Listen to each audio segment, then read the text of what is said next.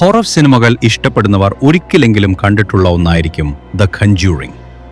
തിയേറ്ററിലിരുന്ന് നമ്മൾ കണ്ടു ഭയന്ന ആ രംഗങ്ങൾ വെറുമൊരു സിനിമാ കഥയല്ല, മറിച്ച് 1970കളിൽ അമേരിക്കയിലെ ഒരു സാധാരണ കുടുംബത്തിന് നേരിട്ട് അനുഭവിക്കേണ്ടി വന്ന ക്രൂരമായ യാഥാർത്ഥ്യമായിരുന്നു എന്ന് പറഞ്ഞാൽ നിങ്ങൾ വിശ്വസിക്കുമോ? ആ വീട്ടിൽ ശരിക്കും എന്താണ് സംഭവിച്ചത്? ആരായിരുന്നു ആ പേടി സ്വപ്നത്തിന് പിന്നിൽ? നമുക്ക് നോക്കാം.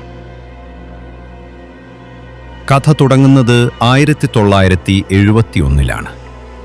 റോജർ പെറോൺ, കാരോലിൻ പെറോൺ എന്നീ ദമ്പതികളും അവരുടെ 5 പെൺമക്കളും ചേർന്ന് അമേരിക്കയിലെ റോഡ് ഐലൻഡിലുള്ള ഒരു പഴയ ഫാം ഹൗസ് വിലയ്ക്ക് വാങ്ങുന്നു. 200 വർഷത്തോളം പഴക്കമുള്ള 14 മുറികളുള്ള വലിയൊരു വീടായിരുന്നു അത്. പുതിയ വീട്ടിലേക്ക് മാറുമ്പോൾ ആ കുടുംബം ഒട്ടും പ്രതീക്ഷിച്ചില്ല തങ്ങൾ കയറി ചെല്ലുന്നത് ഒരു നരകത്തിലേക്കാണെന്ന്. വീട്ടിൽ താമസം ആരംഭിച്ച ആദ്യ ദിവസങ്ങളിൽ തന്നെ ചില വിചിത്രമായ കാര്യങ്ങൾ നടക്കാൻ തുടങ്ങി.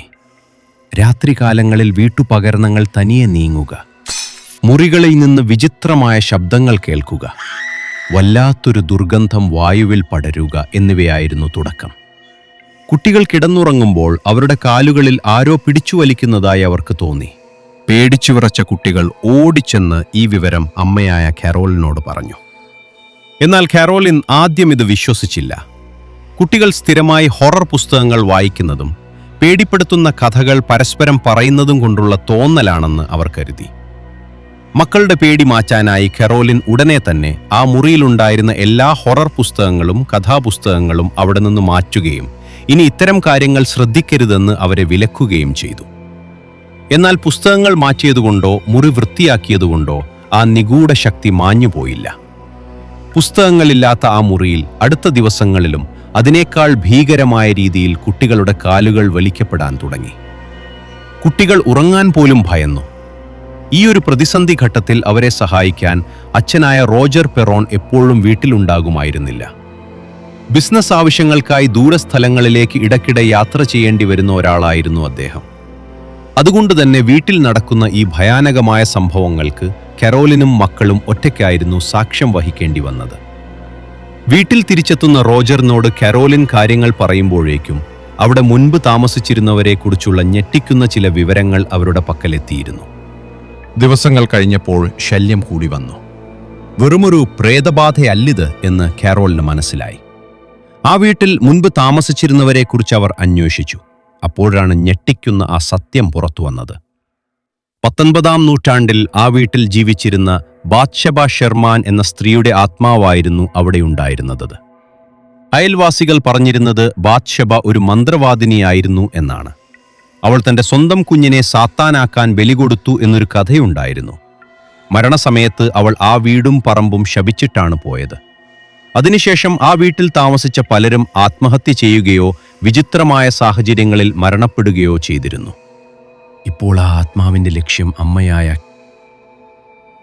ആത്മാവിന്റെ ഉപദ്രവം സഹിക്കാൻ കഴിയാതെ വന്നപ്പോൾ 1973 പെറോൺ കുടുംബം പ്രശസ്ത പാരനോർമൽ അന്വേഷകരായ എഡ് വാരനെയും ലോറെയ്ൻ വാരനെയും സഹായത്തിനായി വിളിക്കുന്നു. വീട്ടിലെത്തിയ ഉടനെ തന്നെ ലോറെയ്ൻ അവിടെയുള്ള നെഗറ്റീവ് ഊർജം തിരിച്ചറിയാൻ കഴിഞ്ഞു. സിനിമയിൽ കാണിക്കുന്നത് പോലെ ഒറ്റ ദിവസം കൊണ്ടൊന്നും തീരുന്നതായിരുന്നില്ല അവിടുത്തെ പ്രശ്നങ്ങൾ. വാരൻ ദമ്പതികൾ മാസങ്ങളോളം ആ വീട്ടിൽ താമസിച്ച് പഠനങ്ങൾ നടത്തി. ആത്മാവിനെ ഒഴിപ്പിക്കാനായി അവരവിടെ ഒരു എക്സോർസിസം അഥവാ പ്രാർത്ഥന നടത്തി. ആ സമയത്ത് കാരോലിൻ പെറോൺ വായുവിൽ ഉയരുകയും വിചിത്രമായ ഭാഷകളിൽ സംസാരിക്കുകയും ചെയ്തു എന്നാണ് പറയപ്പെടുന്നത്.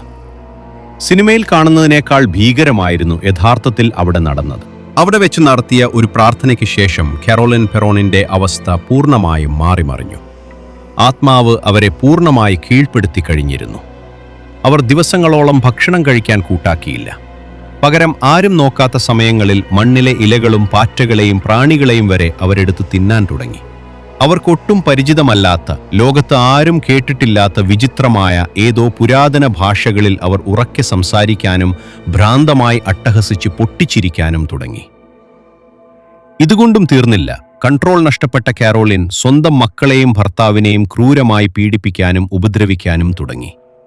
വായുവിൽ ഉയർന്നു പൊങ്ങിയും തറയിലൂടെ വിചിത്രമായ രീതിയിൽ ഓടി നടന്നും അവരാ വീടിനെ ഒരു നരകമാക്കി മാറ്റി. തന്റെ ഭാര്യയുടെ ഈ ഭയാനകമായ മാറ്റം കണ്ട് ഭർത്താവായ റോജർ പെറോൺ ആകെ തകർന്നുപോയി. വാറൻ ദമ്പതികൾ വന്നതിന് ശേഷമാണ് ഭാര്യയുടെ അവസ്ഥ ഇത്രയും മോശമായത് എന്ന് അദ്ദേഹം വിശ്വസിച്ചു.